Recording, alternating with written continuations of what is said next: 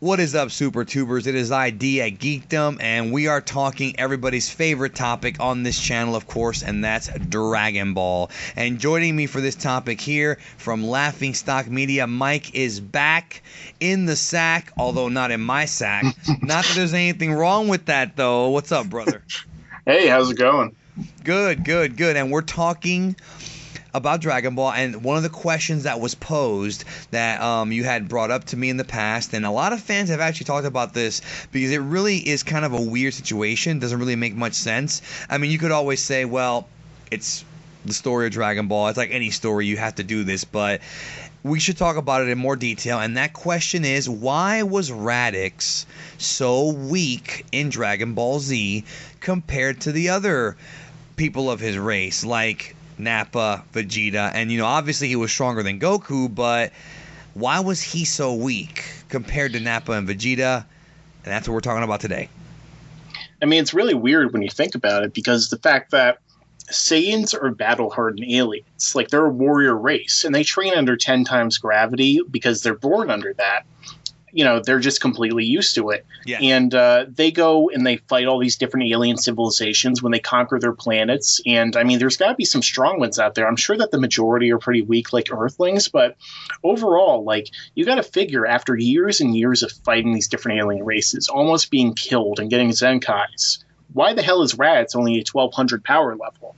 That's a good point, and it also goes back also with Goku because, granted, obviously Toriyama did not come up with the entire concept of Goku being an alien until, at the earliest, okay, we can assume that Toriyama thought this up while he was doing the Piccolo arc at the earliest, and the only reason why I say that's because there is a line in the manga where Piccolo says, "What are you, an alien? You can't be human." Now that might have just been a line that he said. It might not tie into anything, but if you want to go that far back, that's when he first was toying with the idea of him being an alien. So that makes me wonder, okay, obviously Goku got Zenkai boosts in Dragon Ball, but they didn't call them Zenkai boosts. Most obvious one is when he fought Tao the first time, climbed up Korin Tower, and then he had to do the exercise with Korin, and he drank the tap water that was supposed to be the sacred god water, and then he comes back and he kicks Tao's ass. Later on, that's retcon as being a Zenkai boost, but at the time we didn't know.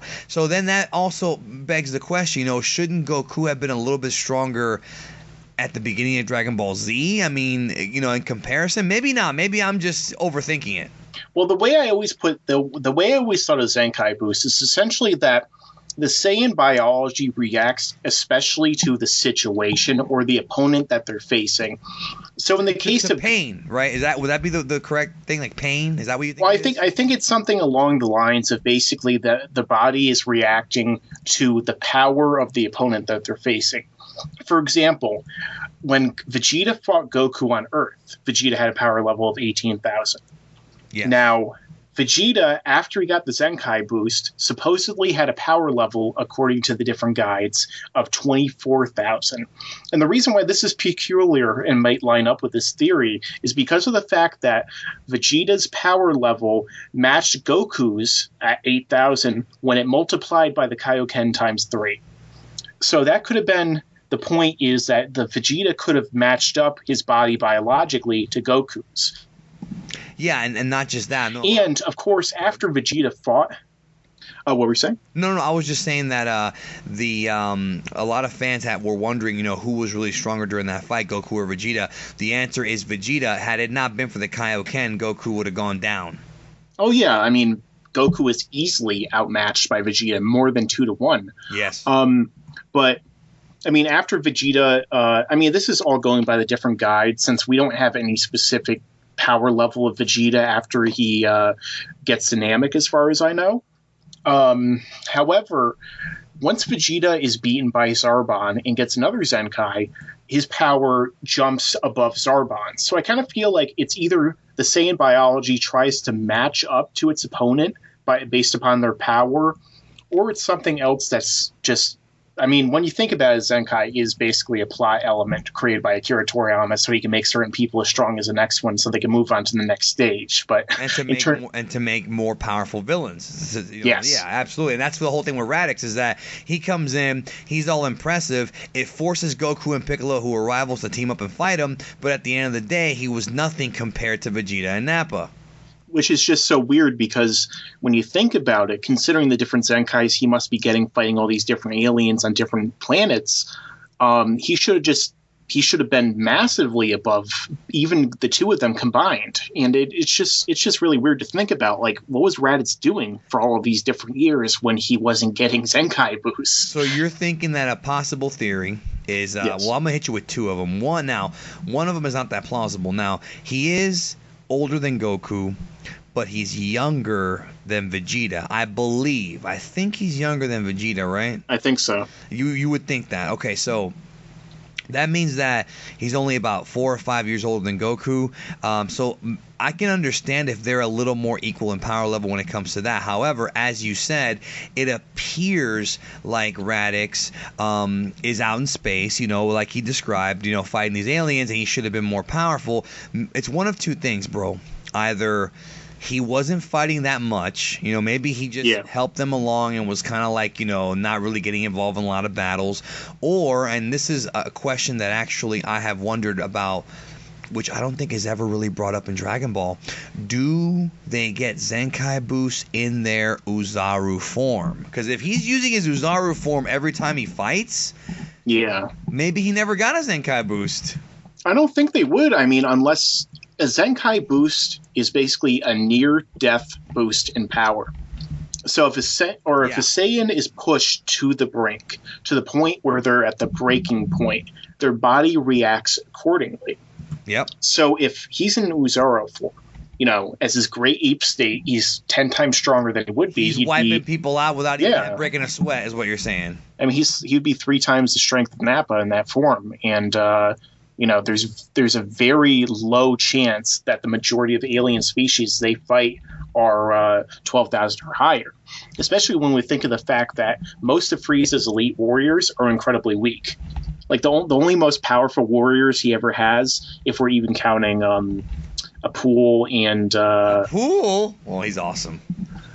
What was the names? Abo and Kato? Oh yeah, if we're counting Abo and Kato, most of them are like incredibly weak, except for the Ginyu Force and his 2 right-hand men. That's right. So, I mean, the strongest after them would probably be a pool at like 8,000, 10,000. I mean, he's still nothing compared to 12,000. So now they did say in the series, Nappa and Vegeta both said that Raditz was not an elite. He was a low-level warrior. Now, they did specify that low-level warriors are the ones that get sent to planets, and of course Dragon Ball minus retcon this slightly, but we're not going to get into that right now, that the low-level warriors were sent to planets with that had weaker civilizations as babies, like Goku was. So that tells me that Raditz was sent to a planet as a baby. Okay, well that kind of justifies a reason why he would be weaker. Also, here's another thing. When he's talking about like them turning into Oozarus. Have you noticed that, like, whenever they show a flashback of that, both in canon and in the manga, it's always multiple Oozarus. So maybe they really didn't break a sweat because it was like 3 or 4 giant apes against a civilization that had no chance. So, but then that begs the question, though. Here's my next question for you. That makes sense. Maybe he didn't fight that hard, but does that mean that Vegeta and Nappa fought more than he did in their base forms and thus train their body to be stronger? Or maybe the readings during their birth was actually legit and they really are elite for that very reason, because they're able to grow power at a faster rate. That's a thing. That's a thing too. When we hear Vegeta talk about his father, for example, after Frieza mentions how he killed him in his first, like, most weakest form, Vegeta mentions how basically he surpassed his father when he was a kid. So one has to wonder if Vegeta even actually ever had to train. And that's kind of a main theme, it seems like, in Dragon Ball Z in general. Like, it seems like none of the opponents, for the most part, that Goku and his friends or the Z fighters fight ever train. I mean, the first one that I can remember actually training was Piccolo. Because he did, Yeah. I mean, we see it off screen, but Piccolo did train in those 3 years, I think it was 5 years, in between the Tenkaichi Budokai and the Piccolo saga, you know, when he grew up or whatever. I forget if it was 3 or 5 years. But also, other than that, in Dragon Ball Z, Cell is the first villain I can remember actually training. Yes, and it's just kind of weird. I mean, I guess it does play into the power scaling and escalation that happens based on the plot, and it makes sense from that perspective. But I mean, when we think about it, like even if Vegeta never had to break a sweat, like his power and the disparity between his power and Nappa's is so massive that one has to wonder if like Nappa, like.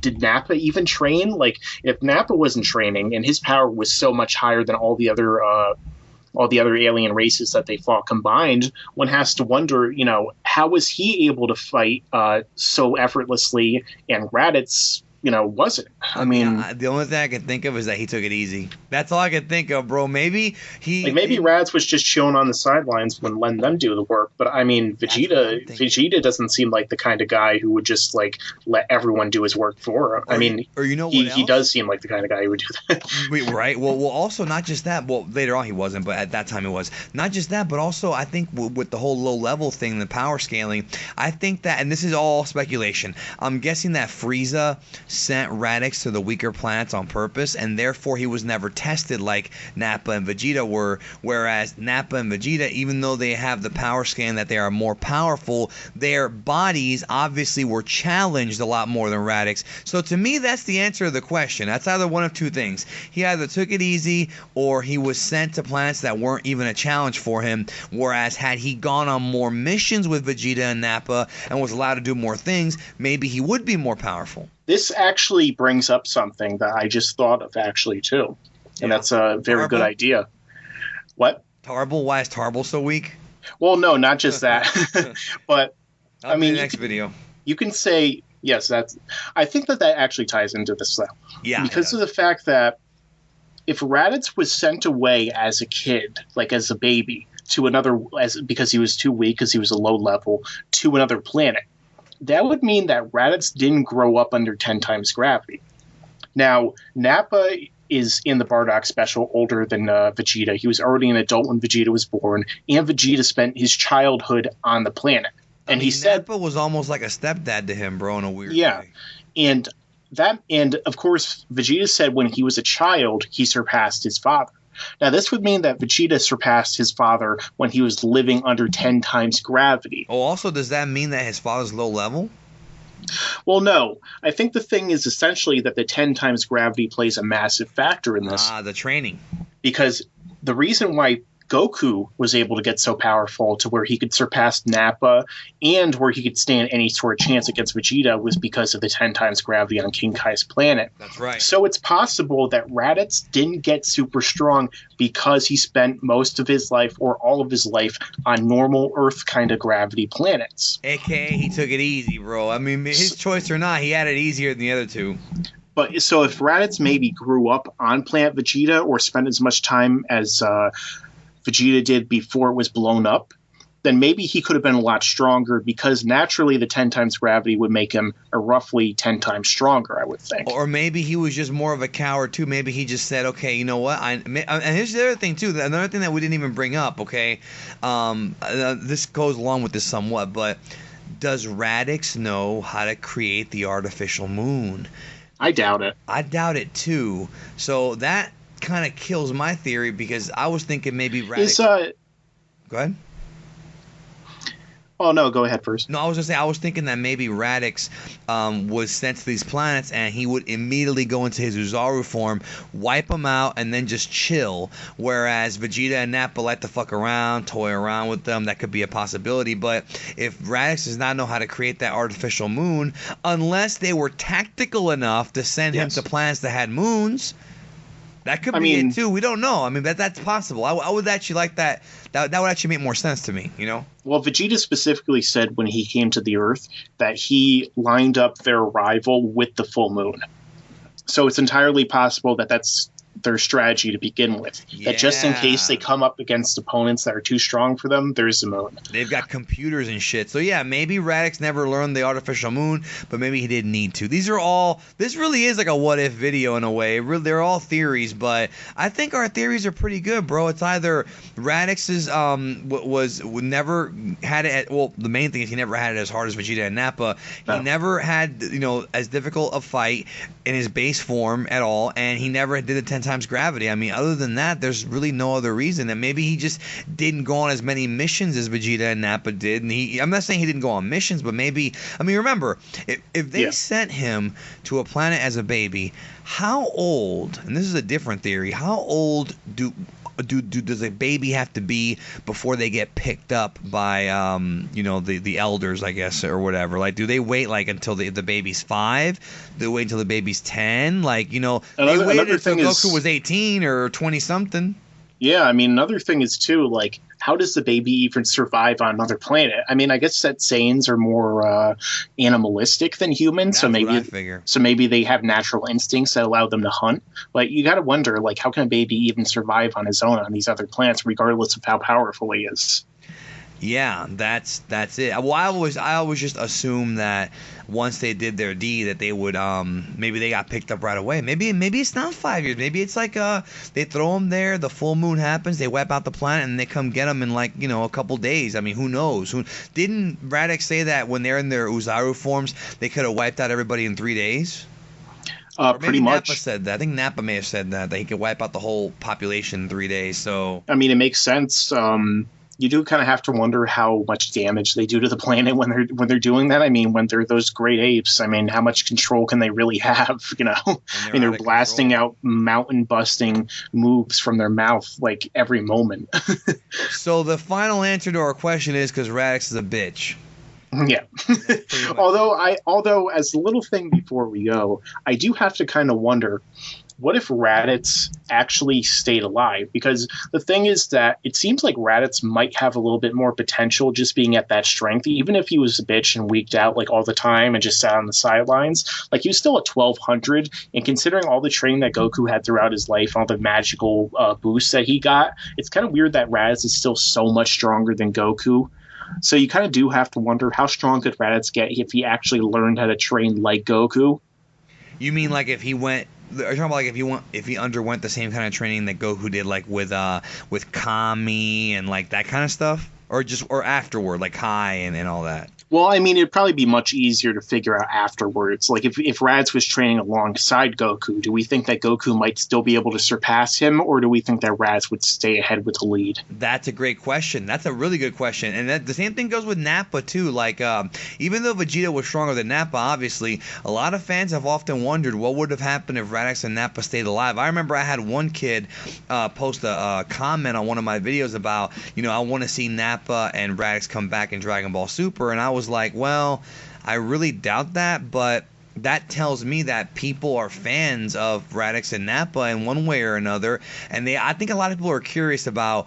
I think a lot of people, what people want to see? I think people want to see like the whole race, the whole Saiyan, Saiyajin race, however you want to pronounce the name. They want to see these guys like in a big team. Like, I think that the Bardock special, when you see them all like kicking ass at the beginning and shit, I think people like that. I think people wanted to see that. I really do. I think that there might actually be money in them making a movie or a mini series or a special showing them do this, not bringing them back to life, but like kind of a flashback thing. It would definitely be very interesting to see them before they took over Plant, turned into Plant Vegeta. How did King Vegeta actually rise to prominence and take over the Saiyan race and actually become a king and then go on to rule another planet? I mean, it'd be very interesting to find out their origins before that, especially considering that there seems to be the story of not only the Super Saiyan who destroyed their original homeworld, or at least destroyed himself, but the Super Saiyan God. Yeah. Are they the same person? Like, how do we know? Well, we know that exists and Arcosian doesn't. That we do know. Yes. I think people would like that. Yeah, I think you're right. And I don't think they're the same person. We definitely know it's not Broly or Bardock, though. No. We know that. Broly was born 30 years ago, so clearly he's the legendary Super Saiyan from over 1,000. I never understood that to this day. I don't get it. What makes him so legendary versus the original legend? I don't know. I have no idea. Stupid. I mean, one has to kind of wonder how powerful the original legendary Super Saiyan was, too. And was he really a great ape when he did it? There's a lot of questions. And again, people have asked this too. Like I had a couple other people comment and say, "Oh, well, I want to see the original SSJ God." And that's like, you're probably not going to see it though. Like just to be honest with you, you're probably not going to see it. It'd be cool maybe later on if Toriyama passes away, or hopefully now he retires and some other manga artist gets the reins and he does whatever the fuck he wants maybe. But right now, I don't think Toriyama gives a shit about the past. Toriyama likes to create lore and then he doesn't like to expand on it. Exactly. I mean, that's... You know what he is, bro? He's the opposite of J.R.R. Tolkien. I guess so. Right? Because Tolkien created literally an entire religion almost, right? Yeah. He created, for those who don't know, that's the guy who did Lord of the Rings, created his own languages. He explained everything. Like, those of you who have never read Lord of the Rings, if you go to the appendices in the back, there's actually like family trees of characters that we never meet, that we have no bearing whatsoever on the story except for the fact that they gave birth to somebody who gave birth to somebody who gave birth to Aragorn. Like it's very biblical, and at the same time too, it's He actually wrote another book. It wasn't a book when it was originally done. The Silmarillion? Yes, the Silmarillion. And it's a combination of a number of different notes that J.R.R. Tolkien wrote, which were combined with writings that were followed up by his son Christopher, and that were also put together in a compilation. Talk about basically the creation of the Middle-earth world, the different kinds of gods or angels as they essentially are, the Aenir and the Minor. It's very interesting, and there's so much lore there, but as opposed to Akira Toriyama, he actually expands on everything. And he actually died before he got to expand on all of it. I mean, give him another 100 years, he probably still wouldn't have been able to finish. So I don't think so either, because and I don't know very well, but from what I remember, the Silmarillion, like you said, which is a bunch of notes, he never actually finished putting that together in the correct way. But you're right, Toriyama just makes stuff up, and it contradicts what he said before, and then like the stuff with the Kaioshin. There you go. Just or Boo being around forever. And this is what I'm trying to tell people is, again, I've said it in like 15 videos this month. Stop fighting and obsessing over canon, because if Toriyama changes the canon every year, you're having pointless internet arguments. I know some of you guys are getting heated. I know some of you guys are getting angry and upset and hurt at the name calling and the bullshit on the internet, because people can be dicks on the internet. Just don't worry about what's canon in Dragon Ball. Black and Fist has a great video about it. Yes, it does. I might do a video about it one of these days. It's a big topic, but the important thing is, please don't have fights over the canon, because Toriyama doesn't care, and if the creator doesn't care, you shouldn't care. I think one thing about it too is that a lot of people should probably realize this. If people liked GT, it would be canon. Like, I think the main reason why GT is not canon is because people didn't like it. Well, the main reason is because it wasn't written from Toriyama. That's the big argument. You know what I mean? But the thing is, if Toriyama liked it, he could just go and say, "Oh, it's canon. I didn't write it. I supervised it." Well, but it's like I like their stuff so much, I count it as mine. And in real life, he counts it as a side story. But I feel like Akira Toriyama can be influenced by fans. I mean, Bardock is the example right there, bro. Yeah. So I mean, if Akira Toriyama, if the fans loved it so much, he probably wouldn't have gone against it. However, most people in general, when they use arguments of GT's not canon, it's because they don't like it. And even though I don't count it as canon, and I didn't personally like it, I only usually count what's Akira Toriyama's written or what he's approved and said is specifically a part of his universe. At the same time, I do feel like a lot of the arguments come down to this is what I like and this is what I don't. That's it. That's why I've said. I feel like most people would say, "Oh, History of Trunks is canon," but not really. But again, no, I mean it's not. It's like Father of Goku. Like, both of those things are not really canon to the universe except for certain points. However, people would count them as canon because they like them. Because the Trunks special is based off of a manga chapter that Toriyama wrote, but they expand upon it. And they change certain key events. Absolutely. And then the Bardock special is the opposite. Toriyama saw the Bardock special and adapted Bardock into the manga. So that's the entire thing. Like, you're absolutely right. right. People want to talk about the canon thing because, and again, it's a very strange obsession because they want, I guess they want like order, but Toriyama's very like unbalanced. They want balance, and Toriyama's unbalanced as far as the storyline goes. Look, I love Akira Toriyama, and I love the work that he did. I don't want anyone to think that we don't like him. We just don't want people to fight over it. Yeah, and at the same time, like, Akira Toriyama doesn't remember half the stuff that we do sometimes. So, you know, it's like he probably doesn't care anywhere near as much as so many people who are arguing about it. And at the end of the day, it's just a fun thing to talk about. It's all fiction. You know, it's not like this is something that actually happened. But it is good to have some sort of order and some sort of understanding between people so that when they actually discuss something that they're passionate about, they can continue to have some kind of framework to do it in. Yeah, no, that's it. That's it. All I'm saying is don't worry so much about it. That's all I'm trying to tell people. Don't, because I'm telling you, I've talked to some people who, you know, and it's not just on my channel. It's every channel. Canon. It just comes up over and over again. Don't worry about it. Don't worry about it. If you like it, you're gonna say it's canon anyways. I had somebody tell me yesterday that they love Broly so much they consider Broly canon, and Broly's not canon. So I know. You can't. What can you do? You can't argue with it. Let's just enjoy the show. But thank you again, Mike. Check out Laughing Stock Media, youtube.com/LaughingStockMedia1. And that is the number, not the word. That's right, the number 1, and lots of upcoming videos on your channel. And also, is there anything else you want to plug before we get out of here?